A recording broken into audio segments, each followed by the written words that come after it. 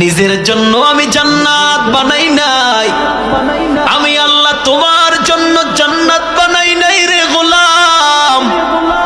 আমি আমার ইবলিসের সাথে ঘোষণা দিয়েছিলাম, আমার ইবলিস বারবার বারবার এই আদম সন্তানগুলোকে ধোঁকা দিবে, আর আমি আল্লাহর কদমে কপালটা লাগাইতে দেরি।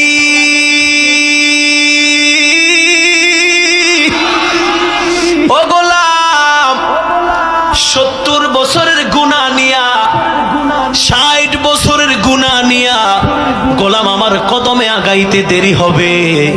আমি আল্লাহ গোলামকে ক্ষমা করে জান্নাতি বানাইতে দেরি করব না।